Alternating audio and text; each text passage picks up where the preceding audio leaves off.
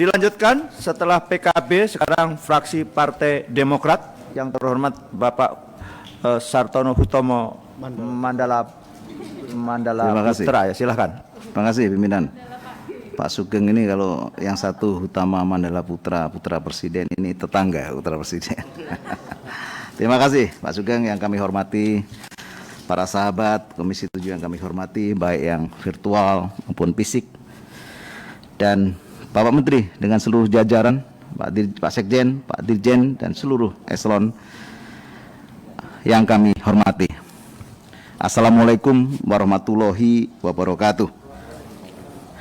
Setelah mendengarkan paparan dari Pak Menteri yang tadi teman-teman juga bicara tentang luar biasa, ada lompatan lah ceritanya begitu ya, dan optimis, memberikan frekuensi positif itu, direspon oleh para anggota yang terhormat juga hal yang sama, direspon positif juga.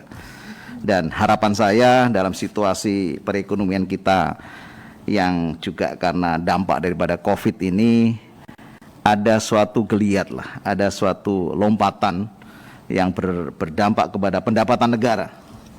Yang kita ketahui, hutang kita ini sudah mau mencapai 7.000 triliun kan Pak Menteri.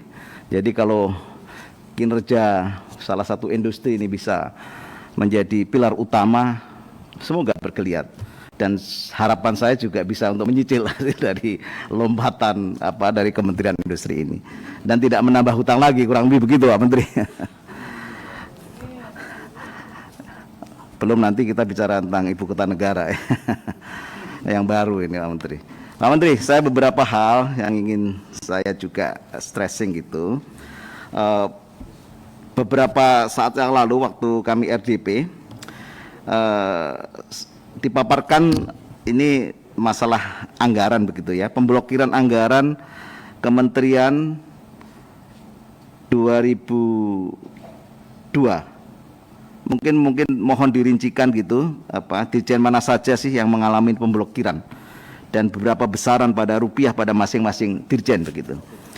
Yang kami ketahui salah satunya yang diblokir adalah WUB sinergitas dengan PT, perusahaan perguruan tinggi dan Pontren kalau tidak salah.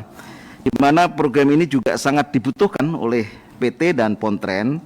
Apakah ada pemblokiran lain begitu terhadap program-program yang bersentuhan dengan masyarakat? Dalam situasi ini, saya pikir Kementerian Industri perlu juga lebih digencarkan lagi, jangan sampai ada pemotongan-pemotongan itu untuk program-program yang bersentuhan langsung dengan masyarakat. Itu yang pertama. Yang kedua, terkait kebijakan hilirisasi sektor SDA khususnya nikel. Secara prinsip, teknis dan bisnis, peningkatan nilai tambah atau hilirisasi dengan sendirinya akan meningkatkan nilai ekspor kita. Karena dengan adanya pengelolaan maka harga jual menjadi lebih tinggi, sehingga secara total nilai penjualan pasti akan meningkat. Mungkin yang menjadi pertanyaan, salah satu permasalahan daripada hilirisasi adalah kesiapan perusahaan dalam peningkatan investasi dan teknologi untuk proses hilirisasi tersebut.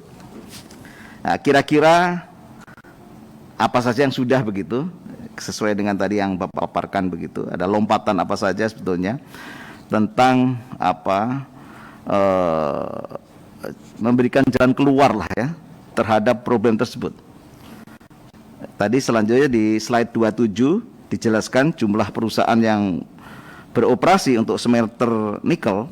Dari jumlah perusahaan tersebut, berapa kira-kira akumulasi kemampuan produksi pada setiap smelter dan berapa besar kemampuan produksi smelter tersebut? Ini tentunya tadi kalau ini bisa berjalan dengan baik karena akan meningkatkan pendapatan negara juga Pak Menteri. Yang terakhir Pak Menteri, tadi juga banyak teman-teman bicara gula begitu. Gula ini kalau hanya 1 kuintal itu membuat kencing manis. Tapi kalau udah jutaan kilo ini, waduh, tidak hanya kencing manis ini, tapi mengobatin kencing manis.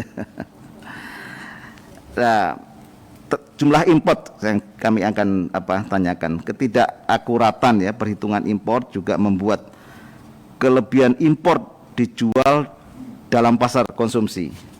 Tentunya mungkin dari perindustrian begitu ya, karena kan tidak sendiri saya pikir ya di industri ya. Langkah apa kira-kira? Selain kami juga di Komisi 7 juga sedang ada panja import bahan baku industri, salah satunya memang gula. Ditambah lagi kalau saya membaca di media, stok gula di tahun 2001 masih ada, dan langkah impor gula ini akan mengalami penolakan dari para petani. Mohon dalam kesempatan ini nanti mungkin tertulis atau mungkin secara global saja begitu, pengawasannya dan penegakan hukumnya begitu kurang lebih Pak Menteri. Terima kasih. Mohon maaf kalau ada hal kurang berkenan. Wassalamualaikum warahmatullahi wabarakatuh. Ya, Pak Sartono Hutomo.